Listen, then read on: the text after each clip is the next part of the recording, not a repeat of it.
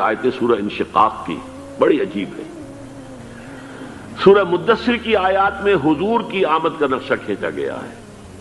کلا والقمر واللیل اذ ادبر والصبح اذا اسفر انہا لإحدی الکبر نذیرا للبشر لمن شاء منکم ان یتقدم او یتأخر۔ نہیں، قسم ہے چاند کی، کلا والقمر واللیل اذ ادبر، اور رات کی جبکہ وہ پیٹھ موڑ لے جانے لگے، اور صبح کی جبکہ وہ روشن ہو جائے۔ حضور سے پہلے 600 برس ایسے گزرے ہیں دنیا میں کہ نبوت کا سورج نہیں تھا، بس چاند جیسے مستعار روشنی چاند کی ہوتی ہے، تو سابقہ انبیاء کی مستعار روشنی تو کوئی دنیا میں تھی، دھندلی دھندلی جیسی چاند کی ہوتی ہے، لیکن وہ سورج نہیں تھا۔ لیکن اب وہ رات ختم ہو رہی ہے، واللیل اذ ادبر، جا رہی ہے محمد صلی اللہ علیہ وسلم کا سورج، یہ شمس نبوت و رسالت طلوع ہو گیا۔ والصبح اذا اسفر انہا لإحدی الکبر، بہت بڑی باتوں میں سے ایک بات ہے جو ہوئی ہے، وہ معمولی واقعہ نہیں ہے، احدی الکبر، یہ تاریخ انسانی کے عظیم ترین واقعات میں سے ہے بعثت محمدی، نذیرا للبشر، پوری نوع انسانی کے لیے نذیر بن کر آئے۔ یہ تو ہے حضور کا معاملہ، لیکن اب جو معاملہ ہونا ہے دوبارہ، اس لیے کہ خلافت علی منہاج النبوت دوبارہ اب قائم ہوگی انشاءاللہ۔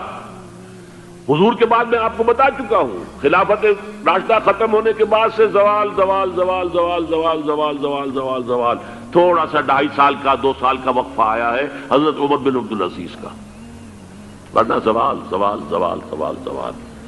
اگرچہ اس زوال کو 1000 سال لگے ہیں، یہ عمارت جو محمد نے بنائی تھی ایک دن میں نہیں گر گئی صلی اللہ علیہ وسلم، کھنڈر بتا رہے ہیں عمارت عظیم تھی، 1000 سال کے بعد پھر یورپ کے سیلاب نے آ کر اس کو گرایا ہے اور ختم کیا ہے، ورنہ 1000 سال تک سطوت و شوکت کے ساتھ امت مسلمہ تو موجود رہی ہے، چاہے اسلام جو ہے وہ حکومت کی سطح پر موجود نہیں تھا۔ بہرحال اب جو اس کا دور آیا ہے دوبارہ خلافت علی منہاج النبوہ کا دور، اس کا نقشہ سورہ انشقاق میں کھینچا گیا ہے۔ فلا اقسم بالشفق، اب دیکھیے سورج غروب ہو گیا، حضور کی بعثت کے وقت وہ سورج رسالت طلوع ہوا تھا، اب وہ سورج غروب ہو چکا ہے۔ سورج کے غروب ہونے کے بعد صرف روشنی رہ جاتی ہے شفق کی، سرخ سی، بس وہی باقی رہ گئی، اور باقی کیا رہ گیا؟ بدا الاسلام غریبا ویسعود کما بدا فطوبی للغرباء فلا اقسم بالشفق واللیل وما وسق، رات کی سی تاریکی ہے اور جو کچھ اس نے اپنے اندر جمع کر لیا ہے، والقمر اذا اتسق، اور قسم ہے چاند کی جب کہ وہ بھر جائے، پورا بھرتا ہے کتنے دنوں میں؟ 14 دن میں، اور 14 صدیوں کے بعد اب پہلی صدی کا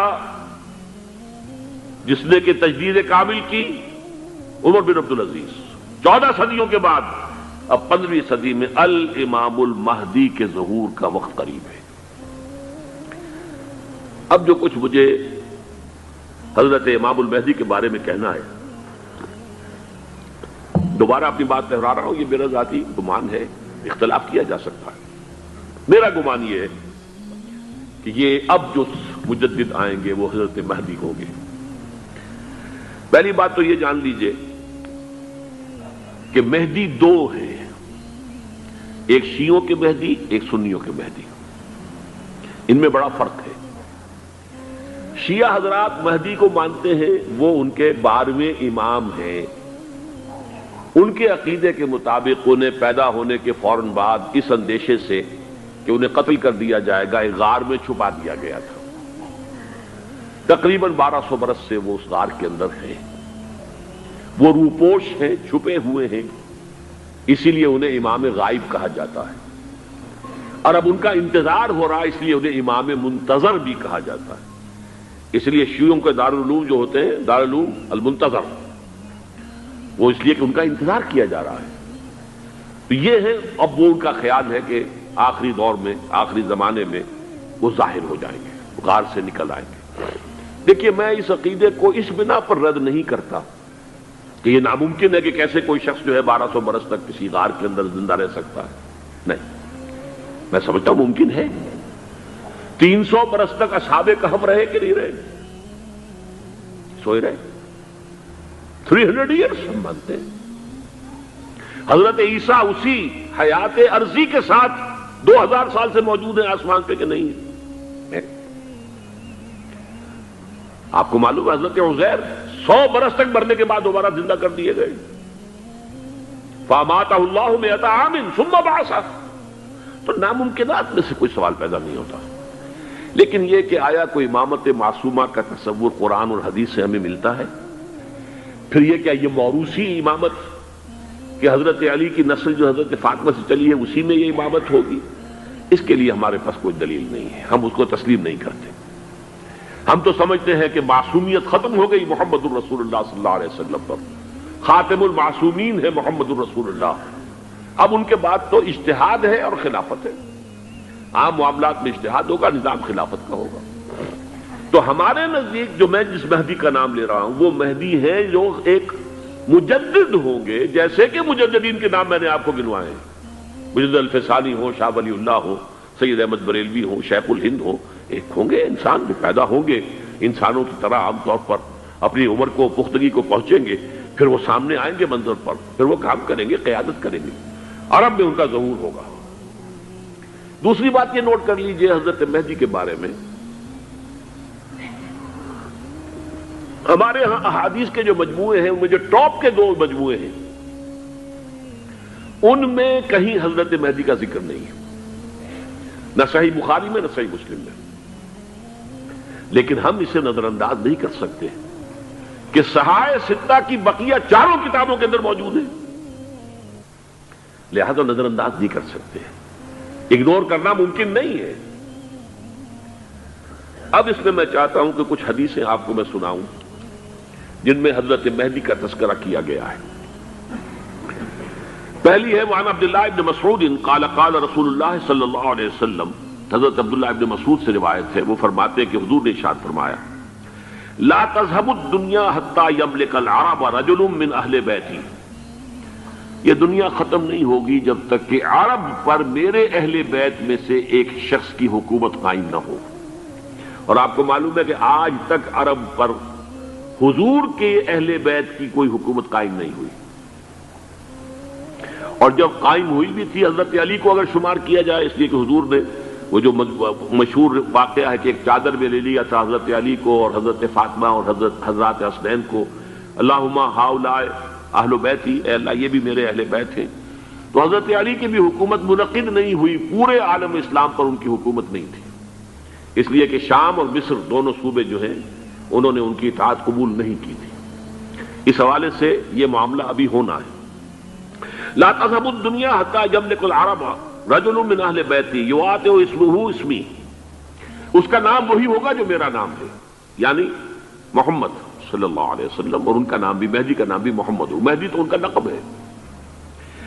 یہ ترمذی میں بھی ہے، ابو داؤد میں بھی ہے، سنن ابی داؤد، جامع ترمذی. بلکہ ابو داؤد میں ایک اور روایت ہے، قال حضور نے فرمایا لو لم يبقى من الدنيا الا يوم. اگر دنیا کی زندگی میں سے کچھ بھی نہ بچے سوائے ایک دن کے، لطول اللہ تعالی ذلك اليوم، تو اللہ تعالیٰ اس دن کو لمبا کر دے گا، حتی یبعث فیہ رجلا منی، یہاں تک کہ میرے خاندان میں سے ایک شخص کو اٹھائے گا، من اہل بیتی، میرے اہل بیت میں سے، یواطئ اسمہ اسمی و اسم ابی ہے اسم ابی، جس کا نام میرے نام پر ہوگا، جس کے والد کا نام میرے والد کے نام پر ہوگا، محمد ابن عبداللہ ان کا نام ہوگا. اور وہ یملأ الارض قسطا وعدلا کما ملئت ظلما وجورا، وہ سرزمین عرب کو عدل اور انصاف سے اسی طرح بھر دیں گے جیسے کہ وہ ظلم اور زیادتی سے بھر چکی ہوگی. دوسری روایت ہے حضرت ابو سعید خدری رضی اللہ تعالی عنہ سے، حضور نے فرمایا المہدی منی اجل الجبہۃ اقن الانف یملأ الارض قسطا وعدلا کما ملئت ظلما وجورا یملک 7 سنین، رواہ داؤد. کہ مہدی مجھ میں سے ہوں گے بڑی روشن پیشانی والے اور بڑی کھڑی ناک والے، وہ زمین کو بھر دیں گے انصاف سے اور عدل سے جیسے کہ وہ ظلم سے بھری ہوئی ہوگی، اور وہ 7 برس تک حکومت کریں گے. عرب میں خالص خلافت علی منہاج النبوہ کا نظام حضرت مہدی کے ہاتھوں قائم ہوگا اور 7 برس تک قائم رہے گا عرب کے اندر. اس کا اگلا مرحلہ میں بعد میں بیان کروں گا. تیسری روایت، اور اس کو میں اس لیے خاص طور پر سنا رہا ہوں کہ اس میں وہی الفاظ آئے ہیں جو میں نے ابتدا میں حدیث آپ کو سنائی تھی، اس کے الفاظ ہیں. عن ابی سعید قال ذکر رسول اللہ صلی اللہ علیہ وسلم بلاء یصیب هذه الامہ حتی لا یجد الرجل ملجا یلجا الیہ من الظلم. حضور نے ذکر فرمایا کہ ایک دور ایسا آئے گا انتہائی ابتلا اور آزمائش اور مصائب کا کہ کسی شخص کو کوئی سر چھپانے کی جگہ نہیں ملے گی اس ظلم سے اپنے آپ کو بچانے کے لیے. فَيَبْعَثُ اللَّهُ رَجُلًا مِنْ عِتْرَتِي وَأَهْلِ بَيْتِي، تو پھر اللہ میرے خاندان میں سے، میرے اہل بیت میں سے اٹھائے گا ایک شخص کو. فَيَمْلَأُ بِهِ الْأَرْضَ قِسْطًا وَعَدْلًا، اور اس کے ذریعے سے اللہ تعالیٰ زمین کو عدل و قسط سے بھر دے گا. یرضى عنہ ساکن السماء، یہ وہی الفاظ آ گئے. اب اس سے پھر راضی ہو جائیں گے آسمانوں میں رہنے والے بھی، وساکن الارض، اور زمین میں رہنے والے بھی. لا تدع السماء من قطرها شيئا الا ثبته، آسمان اپنا ایک قطرہ بھی نہیں روکے گا مگر یہ کہ اس کو زمین کے اوپر نثار کر دے گا، بارش کی شکل میں گرا دے گا.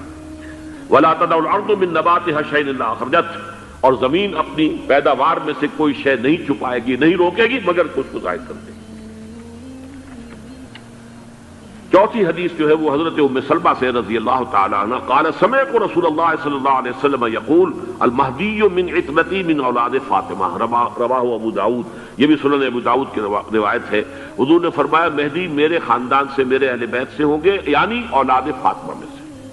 اور تفسیر اس کی آتی ہے کہ حضرت حسن کی اولاد میں سے ہوں گے.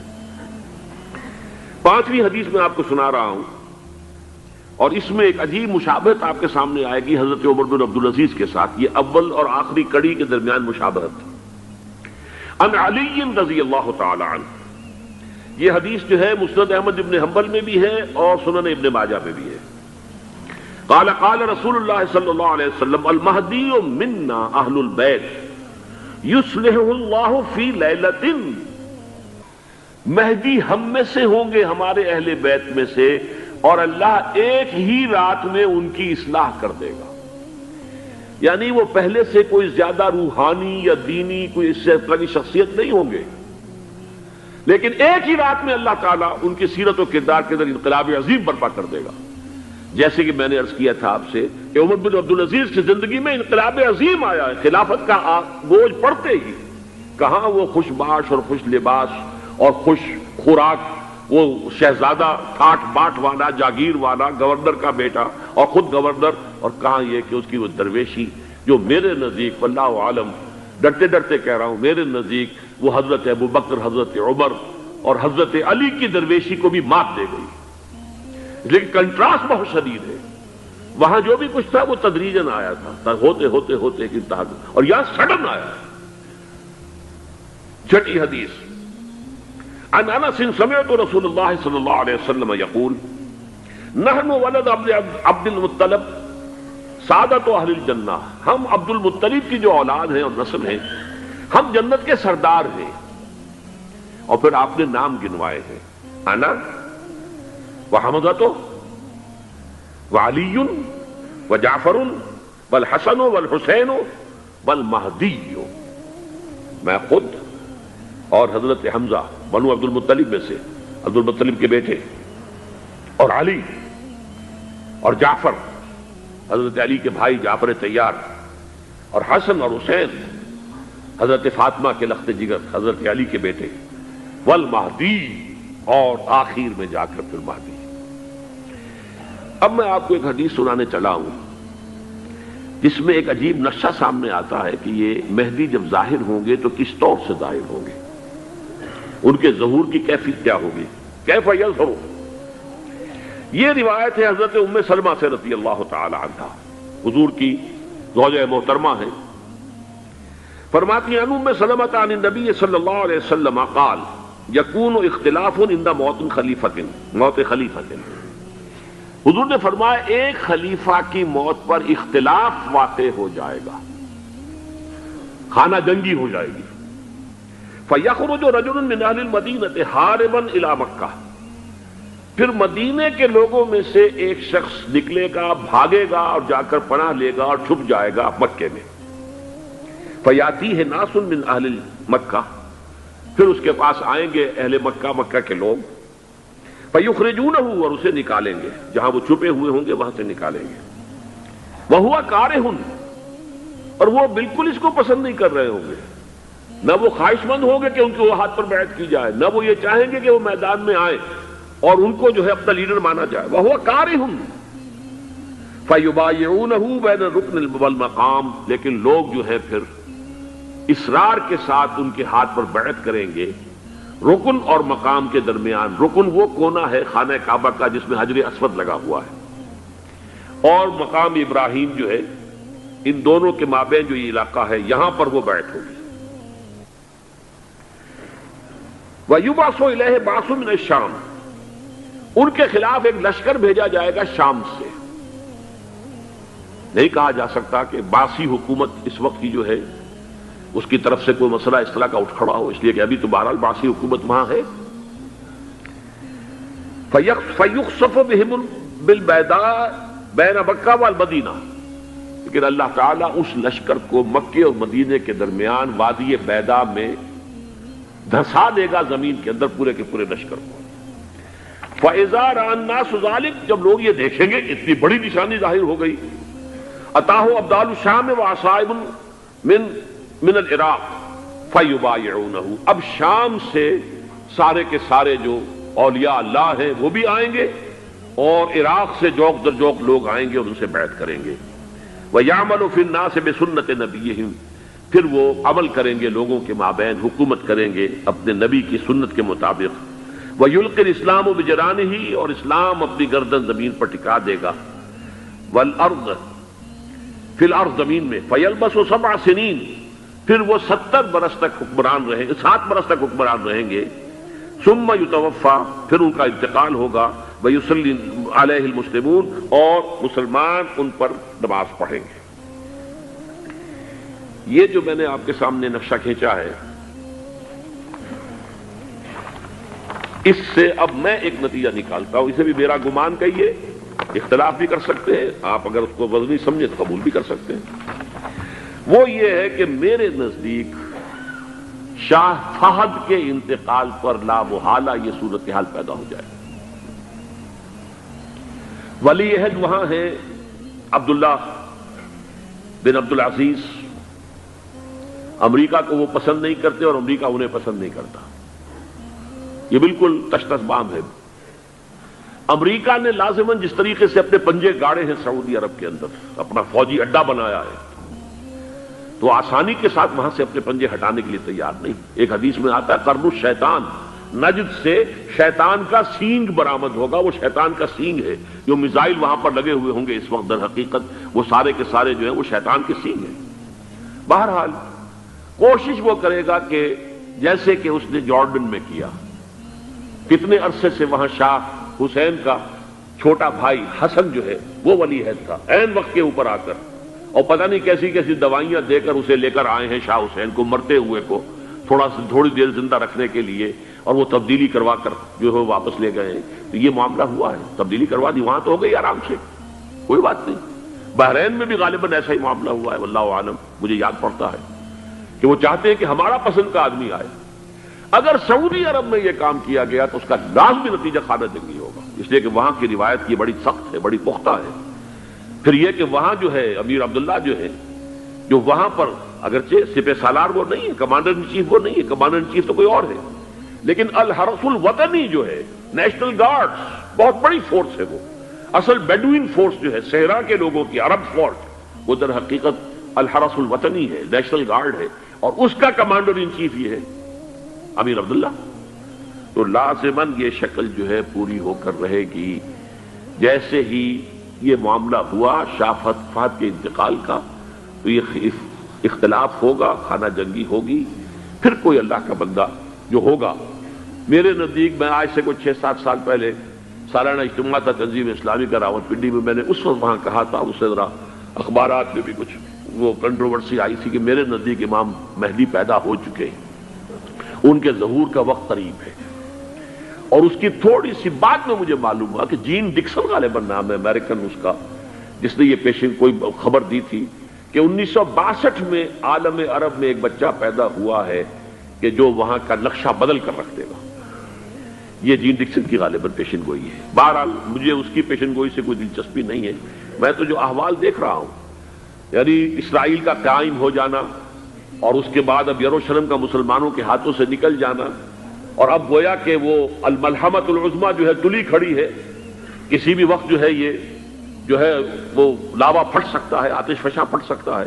تو یہ تمام حالات ایسے ہیں کہ جن کی وجہ سے میں سمجھتا ہوں کہ ایک تو جو قرآن مجید کے اشارات میں نے آپ کو بتائے، 14 صدیاں 14 دن میں چاند کا پورا ہونا، والقمر اذا اتسق، 14 دن میں 14ویں کا چاند۔ اسی طرح اب یہ 14 صدیوں کے بعد یہ صدی جو 15ویں صدی ہے، یہ در حقیقت ظہور امام مہدی کی صدی ہے۔ لیکن یہ کہ امام مہدی کی حکومت قائم کرنے کے لیے کون لوگ آئیں گے؟ عرب جو ہیں وہ اندر سے کھوکھلے ہو چکے ہیں، عیاشی نے، دولت نے، پیسے نے، دولت، پیسہ، عیاشی، اس کی وجہ سے کھوکھلے ہو چکے ہیں۔ یہاں میں آپ کو 2 حدیثیں سنانا چاہتا ہوں۔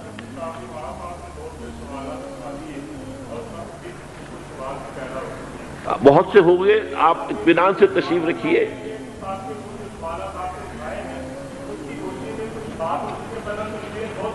بہت ہوگی، بات ہوگی، آپ اس طرح صبر سے سن لیجئے۔ میں اب تقریباً اپنی گفتگو کے اختتام تک پہنچ رہا ہوں۔ سنن ابن ماجہ کی روایت ہے حضرت ابو ہریرہ سے رضی اللہ تعالی عنہ، قال قال رسول اللہ صلی اللہ علیہ وسلم اذا وقعت الملاحم بعث اللہ بعثا من الموالی هم اکرم العرب فرسا واجودہ سلاحا یوید اللہ بہم الدین، رواہ ابن ماجہ عن ابی ہریرہ رضی اللہ تعالی عنہ۔ جب ملاحم کا دور شروع ہوگا تو اللہ تعالیٰ اٹھائے گا ایک لشکر یا لشکروں پر لشکر، موالی میں سے۔ موالی کون ہے؟ عربوں نے جب فتح کیا تھا اس پورے علاقے کو خلافت راشدہ کے دوران، اور پھر وہ لوگ جو ہے، ایک رائے تو یہ تھی کہ انہیں غلام بنایا جائے سارے آبادیوں کو، لیکن یہ کہ حضرت عمر کا اجتہاد تھا اس کے مطابق کہ ان کو غلام نہیں بنایا گیا، تو وہ موالی کی حیثیت رکھتے ہیں۔ عربوں میں دم نہیں ہے، موالی میں سے لشکر اٹھیں گے کہ جو در حقیقت حضرت مہدی کی حکومت کو قائم کریں گے۔ دوسری حدیث سنیے، عن عبداللہ بن الحارث رضی اللہ تعالی عنہ، اور یہ ابن ماجہ کی روایت ہے، قال قال رسول اللہ صلی اللہ علیہ وسلم یخرج ناس من المشرق فیوطئون للمہدی یعنی سلطانی، لشکر نکلیں گے، لوگ آئیں گے مشرق سے، اور وہ حضرت مہدی کی حکومت کو جمائیں گے اور قائم کریں گے۔ اب ذرا نوٹ کیجئے کہ جزیرہ نماء عرب کے مشرق میں کون سے ملک ہیں؟ 3، ایران، افغانستان، پاکستان۔ یہ 3 سالڈ مسلم ممالک، مسلم آبادی اکثریت۔ ویسے تو یہ کہ آگے ہندوستان میں 20 کروڑ مسلمان ہیں، لیکن وہ 20 کروڑ جو ہے وہ تو 80 کروڑ کے اندر تحلیل ہو جاتے ہیں غیر مسلموں میں، لیکن یہاں جو معاملہ ہے یہ خالص اکثریت کے۔ ان میں سے ایران کا معاملہ جہاں تک ہے، نمبر 1 یہ کہ وہ شیعہ عقائد کے حصار میں بند ہے، اس سے ادھر ادھر ہونا اس کے لیے ممکن نہیں۔ حدیث میں یہ بھی آتا کہ اصفہان سے 70,000 یہودی دجال کا ساتھ دیں گے۔ لیکن بہرحال خراسان ایک صوبہ ہے افغانستان کا اس وقت بھی شمال مشرقی کونے میں، مجھے امید ہے وہاں سے خیر کی، کیونکہ خراسان کا لفظ وہاں پہ شامل ہے، اور حضور کی حدیث میں بعد میں آپ کو سناؤں گا کہ خراسان سے فوجیں چلیں گی جو یروشلم کو دوبارہ حاصل کریں گی، فتح کریں گی۔ جیسے پہلے یروشلم کھویا عربوں نے تھا، دوبارہ حاصل کیا تھا کرد نے، کرد خون صلاح الدین ایوبی رحمت اللہ علیہ، ایسے اب پھر عربوں نے کھویا ہے، لیکن لینے والے خراسان سے لشکر آئیں گے۔ یخرج من خراسان رایات سود لا یردها شیء حتی تنصب بإیلیا، خراسان کے علاقے سے کالے علم لے کر لشکر چلیں گے جن کے رخ کو کوئی موڑ نہیں سکے گا جب تک کہ وہ جا کر یروشلم میں نصب نہ ہو جائے۔ اس کے بعد نام آتا ہے پاکستان کا۔ یہ ہے میری اور آپ کی داستان، اور یہ ہے سبب جس کی وجہ سے کہ میں آپ سے یہ گفتگو کر رہا ہوں۔ اصل میں تو کس لیے؟ محض ایک علمی استفادہ، محض اپنی بات آراء کو ظاہر کرنے کا شوق نہیں، بلکہ یہ کہ اپنی ذمہ داری ہم پہچانے کہ ہم کس مقام پر کھڑے ہیں۔ دیکھیے اس پاکستان کے بارے میں یا ہندوستان کے بارے میں علامہ اقبال نے کہا تھا اپنے ترانہ ملی میں، میر عرب کو آئی ٹھنڈی ہوا جہاں سے، میرا وطن وہی ہے، میرا وطن وہی ہے۔ اور مجھے بتایا گیا کہ سنن ابی داؤد میں یہ روایت موجود ہے کہ حضور نے فرمایا کہ ہندوستان کی طرف سے مجھے ٹھنڈی ہوا آتی، اگرچہ مجھے وہ حدیث ابھی نہیں ملی ہے، لیکن حزب التحریر کا ایک کارڈ مجھے ملا تھا، تو اس میں اس حدیث کا اور اس میں ابو داؤد کا روایت کا حوالہ موجود تھا۔ لیکن میں جو چیز آپ کو بتا چکا ہوں وہ یہ کہ الف ثانی کا پورا تجدیدی کارنامہ اس ہندوستان کی سرزمین میں ہوا۔ مجدد الف ثانی شیخ احمد سرندی، شاہ ولی اللہ دہلوی، سید احمد بریلوی، وہ تو ہمارے پاکستان میں آ کر جو ہے ان کا خون جذب ہوا ارض پاکستان میں۔ پھر شیخ الہند مولانا محمود حسن۔ تحریک خلافت چلی تو صرف ہندوستان میں چلی اور کہیں نہیں چلی۔ آزادی کی تحریک چلی پوری دنیا میں، وہ نیشنلزم کی بنیاد پر چلی، ملے نیشنلزم، عرب نیشنلزم، ترک نیشنلزم۔ ہمارے ہاں چلی تو اسلام کے نام پر پاکستان کا مطلب کیا، لا الہ الا اللہ۔ پھر پاکستان قائم ہوا معجزے کے طور پر، بلکہ نازل ہوا ہے لیلۃ القدر میں، انا انزلناہ فی لیلۃ القدر، جیسے قرآن نازل ہوا لیلۃ القدر میں، یہ پاکستان بھی نازل ہوا لیلۃ القدر میں۔ اس کا برقرار رہنا ابھی تک معجزہ ہے۔ ہندو یہ سمجھتا تھا، کانگریس سمجھتی تھی کہ جھٹپٹ ختم ہو جائے گا۔ پھر یہ کہ اس کا قرارداد مقاصد کا پاس ہو جانا، مزید بھی اور اضافی دفعات دستور میں آ جانا، اب کمرشل انٹرسٹ کو ربا قرار دے کر حرام قرار دینا، یہ سارے لینڈ مارکس ہیں کہ جو اشارہ کر رہے ہیں کسی چیز کی طرف، معاملہ کدھر جا رہا ہے۔ پھر یہ کہ یہ جو 14ویں صدی کے مجدد تھے شیخ الہند، اس کے بعد سے کچھ ایسی شخصیتیں عظیم پیدا ہوئی ہیں ہند میں، جن کو میں سمجھتا ہوں کہ 14ویں صدی کے مجدد اور 15ویں صدی کے مجدد کے درمیان، یہ 15ویں صدی کے مجدد کی راہ کو سیدھا کرنے والے، جیسے کہ حضرت یحییٰ نے کہا تھا میں تو آنے والے کا راستہ سیدھا کر رہا ہوں حضرت عیسیٰ کے لیے، ایسے ہی 15ویں صدی کے لیے امام مہدی کے لیے راستہ صاف کرنے والے سب سے پہلے علامہ اقبال، جنہوں نے اسلام کا تصور دین کی حیثیت سے دوبارہ زندہ کیا ہے، ورنہ اسلام ایک مذہب کی شکل اختیار کر چکا تھا۔ پھر مولانا مودودی، مولانا ابوالکلام آزاد حکومت الہیہ کے نعرے کے ساتھ میدان میں آئے۔ یہ اقبال نے جو تصور پیش کیا تھا اس پر عملی جد و جہد کے لیے حزب اللہ قائم ہوئی۔ نوٹ کر لیجئے 11 برس کا فرق ہے عمر کا علامہ اقبال کے اور ابوالکلام کے، اور 1913 میں جب حزب اللہ قائم کی ہے اس وقت علامہ اقبال کی ملی شاعری اپنے عروج کو پہنچ چکی تھی۔ پھر یہ کہ علامہ اقبال کے بعد تعبیل جو ہے اس کام کی وہ ابوالکلام نے کی، لیکن روایتی علماء کی شدید مخالفت کی وجہ سے وہ بددل ہو کر چھوڑ گئے، کانگریس میں شامل ہو گئے، بساط جو ہے حزب اللہ کی انہوں نے لپیٹ دی۔ پھر مولانا مودودی آئے، انہوں نے وہ ڈور جو ہے اس کا سرا تھاما، جماعت اسلامی قائم کی حکومت الہیہ ہی کے قیام کے لیے، اگرچہ میرے نزدیک یہ کہ وہ انتخابی اور ایک قومی سیاست کی ایک جماعت بن کر پاکستان میں جو ہے دلدل میں پھنس گئی ہے۔ اب ہم اس کی کوشش کر رہے ہیں، تنظیم اسلامی اور یہ تحریک خلافت جس کے تحت یہ جلسہ ہو رہا ہے، یہ ساری چیزیں وہ ہیں کہ آپ کو سوائے پاکستان کے اور کہیں نہیں ملیں گی پوری دنیا میں۔ معلوم ہوتا ہے کہ پاکستان کو بہت بڑا رول پلے کرنا ہے اس میں، اور اس کے ساتھ اب جمع کر لیجئے افغانستان کی عمارت افغانستان، اسلامی عمارت افغانستان قائم ہو چکی ہے۔ یہ پچھلے 20 سالوں میں جو کچھ وہاں ہوتا رہا ہے اس سے پہلے تصور نہیں ہو سکتا تھا۔ کابل جو ہے وہ تو جیسے پیرس کا تمدن تھا ویسے کابل کا تھا، وہی لباس، وہی سکرٹس۔ یہاں جب آئے تھے شاہ ظاہر شاہ سرکاری دورے پر تو ان کی جو ملکہ صاحبہ تھی ان کے ساتھ وہ سکرٹ میں ملبوس تھی۔ کابل جو ہے وہ بالکل ایک پیرس کی طرح کا شہر تھا۔ آج کابل جو ہے جا کر دیکھیے، علامہ اقبال کے فرزند بھی دیکھ کر آئے ہیں، تو اگرچہ وہ خود میں سمجھتا ہوں کہ خاصے انہیں آپ لبرل کہیں، آزاد خیال کہیں، لیکن اس درجے متاثر ہو کر آئے تھے کہ انہوں نے